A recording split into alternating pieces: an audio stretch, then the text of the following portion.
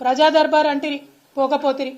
నాకు కాన్వాయ్ ఎందుకు, నాకు పెద్ద కాన్వాయ్ వద్దు, నేను సింపుల్గా పోతా, 15 కార్లు కాదు 9 కార్లే కావాలి, నేను పోతే ట్రాఫిక్ ఆపకండి అని ప్రగల్భాలు పలుకుతిరి. ఇవాళ హైదరాబాద్లో ప్రయాణం చేస్తున్నటువంటి ప్రజలందరికీ తెలుసు, ముఖ్యమంత్రి గారు కాన్వాయ్ పోతుందంటే ఎక్కడికక్కడ ట్రాఫిక్ ఆపుతా ఉన్నారు.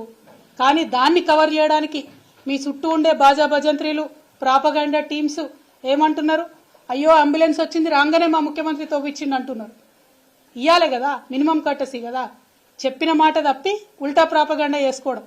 కేవలం ఈ ఒక్క విషయమే కాదు, కుటుంబ పాలన అంటుంది. మరి వాళ్ళు అధికారికంగా మీ సోదరులు కొంతమంది జిల్లా రివ్యూలలో వేదిక మీద కూసోబడుతుంది, ఇంకా కొంతమంది సోదరులు వేరే వేరే నియోజకవర్గాలకు ఇన్ఛార్జీలు ఉండబడుతుంది, ఇంకా కొంతమంది సోదరులు ఏమేం పనులు చేస్తున్నాయో ప్రజలందరికీ కూడా తెలుసు. సమయం సందర్భం వచ్చినప్పుడు తప్పకుండా అవన్నీ కూడా బయట పెట్టడం జరుగుతుంది.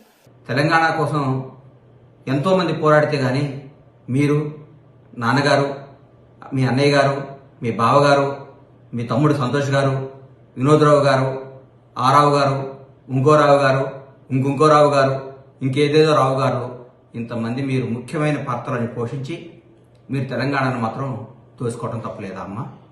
న్యాయమత లేదు నీకు? కాంగ్రెస్ పార్టీని విమర్శించొద్దమ్మా నువ్వు.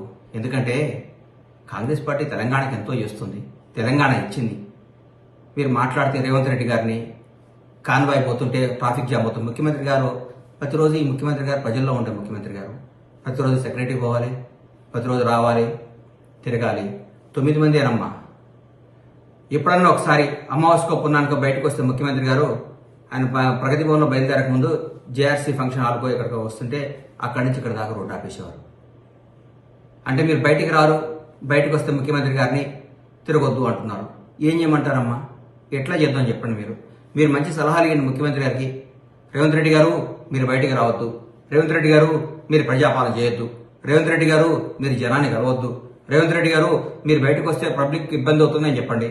రాష్ట్రాన్ని మీ కబంధాస్తాల్లో పెట్టుకొని రాష్ట్రాన్ని శాసించి, రాష్ట్రాన్ని దోచుకొని, రాష్ట్రాన్ని సర్వనాశనం చేసి 7 లక్షల కోట్ల అప్పులు చేసిన మీరు,